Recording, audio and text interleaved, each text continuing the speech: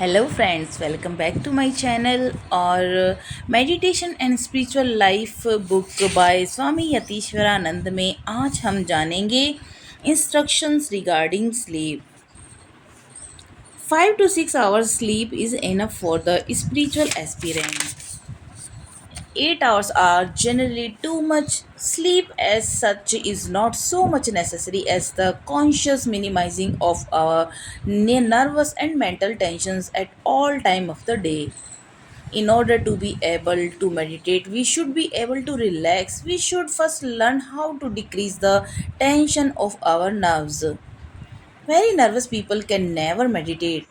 After that, we should control our sentiments and feelings, even if they be good and pure or elevating. By developing the spirit of self surrender, we should be able to make the mind passive, attuned to the infinite, and thereby minimize all anxiety and our terrible nervous and mental tensions.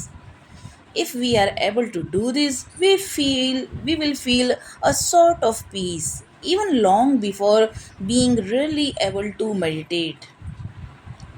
We should make it a point to relax as much as possible before attempting meditation.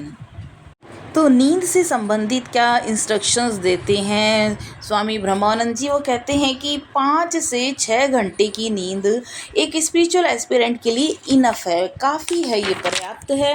और जो 8 घंटे तो बहुत ज़्यादा नींद हो जाएगी। तो वे कहते हैं कि नींद हमारे लिए उतनी आवश्यक नहीं है जितना आवश्यक है हमारे जो नर्वस और मेंटल टेंशन्स को कम करना, जिससे कि हम मेडिटेट करने में सक्षम हों। उसके लिए सबसे पहले ज़रूरी है हमें हमारे दिमाग से एकदम शांत हो, हमारा माइंड एकदम शांत हो। तो उसके लिए सबसे पहले हमें अपने स्नायु तंत्र में जितने भी तनाव हैं उसको कम करना होगा। प्रायः देखा जाता है कि जो बहुत ज़्यादा नर्वस पीपल होते हैं, जो बेचैन होते हैं, वे कभी भी मेडिटेशन करने में सक्षम नहीं होते। तो उसके लिए ज़रूरी है कि हमें अपनी भावनाओं, संवेदनाओं को कंट्रोल करना चाहिए, चाहे वे कैसी भी अच्छी ही क्यों नहीं हो, प्योर ही क्यों नहीं हो और उन्नति करने वाली ही क्यों नहीं हो। तो अगर हम इस तरह से आत्मसमर्पण कर देंगे, उस हायर सेल्फ को, उस परम पिता परमात्मा को आत्मसमर्पित खुद को कर देते हैं, तो हमारा जो माइंड है, जो बहुत ज़्यादा अशांत रहता है, वह एक शांति की तरफ जाने लगेगा और जितना भी तनाव है वह ऑटोमेटिकली कम होने लगेगा और हमारे जो मन की घबराहट है और भय है वो अपने आप ही दूर होने लगेगा। तो इसलिए ज़रूरी है कि सबसे पहले हम एक पॉइंट पर खुद को रिलैक्स करें और जिससे कि हम जो मेडिटेशन करने का प्रयास कर रहे हैं उसमें सक्षम हों, उसमें सफल हों। We should have a short break after lunch, say at 2 o'clock or so. Even a short cat nap refreshes the mind greatly. तो यहाँ पर कहा जा रहा है कि जब हमारे जो लंच का ब्रेक होता है, जैसे 2 बजे का हुआ, ये जो भी हमारा लंच टाइम होता है, उसके बाद एक छोटा सा हमें ब्रेक लेना चाहिए। चाहे उसमें हम एक छोटी सी कैट नैप ले सकती हैं जो हमारे दिमाग को पूरी तरह से स्फूर्ति से भर देगा। This is very useful but very difficult for many people to practise. तो ये बहुत ज़्यादा उपयोगी रहेगी, लेकिन कुछ लोगों के लिए करना बहुत ज़्यादा मुश्किल होता है। For many it is difficult to have just a little break in the hectic and feverish activities of their mind and fill it again with the holy image and the harmonising vibrations of the holy sound. अर्थात कुछ लोगों के लिए अपने ये hectic जो schedule time activities का है उसमें वे खुद के लिए भी एक लिटिल ब्रेक भी नहीं ले पाते हैं, उसमें भी उनको मुश्किल आती है। तो अगर वो छोटा सा ये ब्रेक नहीं लेंगे, खुद को रिफ़्रेश नहीं करेंगे, तो चाहे वह किसी भी होली इमेज, किसी भी परमपिता परमात्मा की इमेज, या हम छोटी सी प्रेयर के थ्रू या हार्मोनाइजिंग वाइब्रेशंस के थ्रू या कोई होली साउंड, कोई चैंट के थ्रू हम खुद को रिफ़्रेश कर सकते हैं एक छोटे से अंतराल के कारण। तो कुछ लोगों के लिए ये करना भी मुश्किल हो जाता है। So we should also make it a point never to read anything worldly, novel, fiction और stories before going to bed और बिफोर फॉलिंग asleep। तो यहाँ पर कहा जा रहा है कि जब आप सोने के लिए जाएं उस समय आपके दिमाग में ये दुनिया से जुड़े हुए जितने भी बेवजह के विचार हैं ये पूरी तरह से ख़त्म हो जाने चाहिए और आप को सोने से पहले अपने दिमाग को पूरी तरह से शांत करना बहुत ज़रूरी है। At that point we ought to have some holy thought and some holy sound to dwell on.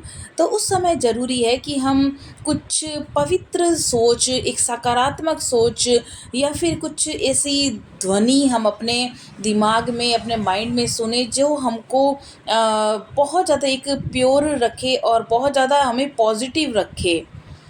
Think that you are going to sleep in the lap of God. ऐसा सोचना चाहिए कि जैसे कि जब हम सोने जा रहे हैं तो हम अपने परम पिता परमात्मा की गोद में सर रख करके सोने जा रहे हैं।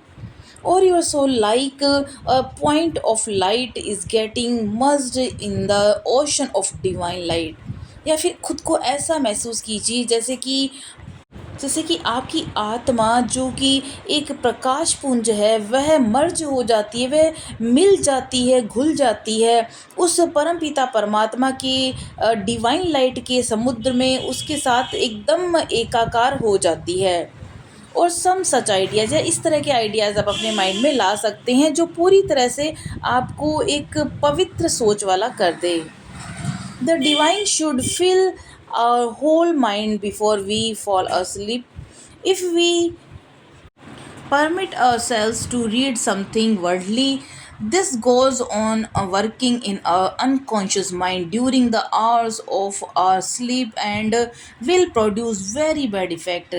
तो अगर आप अपने जो दिमाग को डिवाइन लाइट के फिल करने के बजाय अगर आप कोई वर्ल्डली चीज़ें बार बार पढ़ेंगे, सोचेंगे, कोई ऐसी दुनिया से जुड़ी हुई कुछ आपके मन को बेचैन करने वाली कोई न्यूज़ आप देखते हैं या मोबाइल पकड़ के सो जाते हैं, तो वो आपके लिए घंटों तक आपके जो अनकॉन्शियस माइंड में ये लगातार चलता रहता है, काम करता रहता है और ये आपके माइंड में बहुत ज़्यादा एक बैड इफ़ेक्ट प्रोड्यूस करता है। In the evening, we should be very careful about what we allow our mind to busy itself with। तो हमें ये शाम से ही शुरुआत कर देनी चाहिए कि हमें केयरफुल होना होगा कि हमारा जो माइंड है वो कहाँ पर ज़्यादा बिजी है और कहाँ ज़्यादा हमें उसको बिजी करना चाहिए।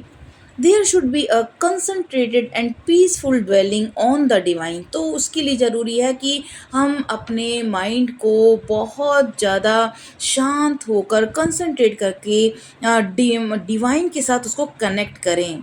आइदर द डिवाइन फॉर्म और द डिवाइन नेम और बोथ। या तो हम किसी अपने जो जिन भी भगवान की पूजा करते हैं उनकी प्रतिमा के सामने बैठकर या फिर कोई नेम चैंट के थ्रू हम खुद को एनर्जाइज कर सकते हैं। And which is the most efficacious way. ये बहुत ही एक प्रभावकारी रास्ता होगा। Only thus can we gradually succeed in transforming the content of our subconscious mind. तो इससे इससे क्या होगा कि धीरे धीरे जो हमारा जो माइंड है, उसका सबकॉन्शियस जो माइंड है ये बहुत ज़्यादा ट्रांसफॉर्म हो जाएगा एक कंटेंटमेंट की तरफ, एक संतुष्टि की तरफ, एक पीसफुल वातावरण की तरफ हमारा माइंड वहाँ जाने लगेगा। So it is very harmful to read worldly books before falling asleep।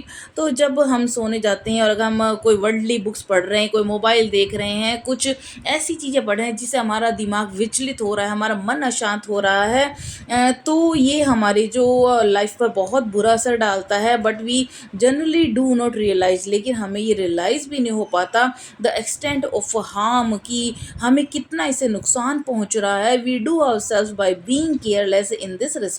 तो हम खुद के प्रति ही कितना लापरवाह हो जाते हैं। The working of the unconscious mind during the time of our sleep are very important and should not be lost sight of।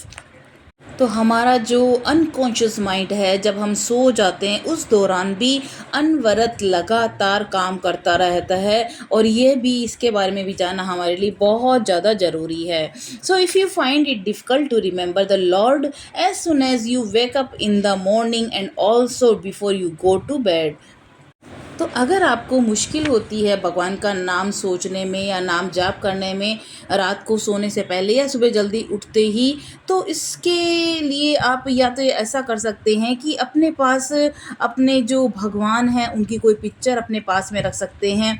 तो जब भी आप सुबह उठें तो सबसे पहले उनके दर्शन करें, सोते समय उनके दर्शन करें, and make it a point two look at it when you switch off your light and again when you wake up in the morning. तो जब भी आप लाइट स्विच ऑफ करें या जल्दी वेकअप हों अपने अर्ली मॉर्निंग में, तो सबसे पहले दर्शन आप अपने प्रभु के करें।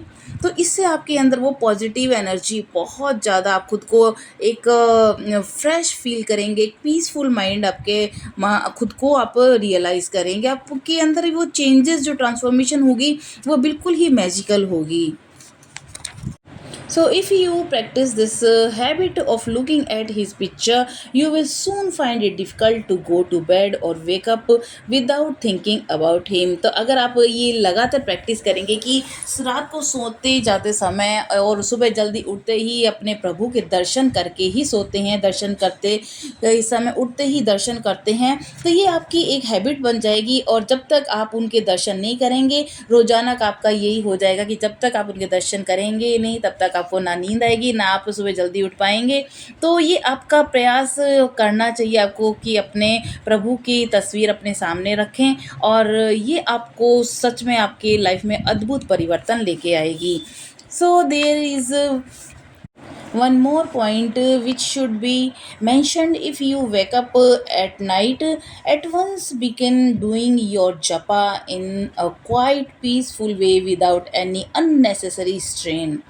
तो यहाँ पर ये भी बोला जा रहा है कि मान लो कि आपको आधी रात को कभी आपके नींद खुल जाती है, तो आप उस दौरान भी अपने माइंड में एक शांत और पीसफुल वे में एक नाम जप कर सकते हैं लेटे लेटे।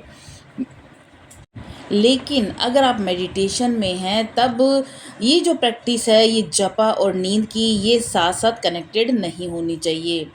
दैट इज़ वेरी बैड, ये बहुत गलत है। Before going to bed do 100 to 1000 times जप। जब आप सोने जाते हैं उस समय 100 या 1000 नाम जाप कर सकते हैं। Fill yourself with the holy sound. खुद की जो अंदर भीतर को पूरी तरह से उस पवित्र जो ध्वनि है उससे खुद को भर लें, and make it a point never to stop doing japa before having reach the number you intended to do. तो जब तक आप जब सोने के लिए जाते हैं, जो आपने इंटेंड किया है कि इस नंबर तक हमें नाम जाप करना है, तब तक आपको नहीं सोना है। तो ये आप अपने एक प्रैक्टिस में लेके आएंगे तो ये आपको बहुत ही अच्छा रिजल्ट देगा। तो आज के लिए इतना ही। आपको ये टॉपिक कैसा लगा आप अपने कमेंट में बता सकते हैं। कल हम जानेंगे कंट्रोल ऑफ फूड। जब हम अध्यात्म में जाते हैं तो उस समय अपने फूड को किस तरह से हमें कंट्रोल करना चाहिए, इसके बारे में जानेंगे। मिलते हैं कल, तब तक के लिए नमस्कार।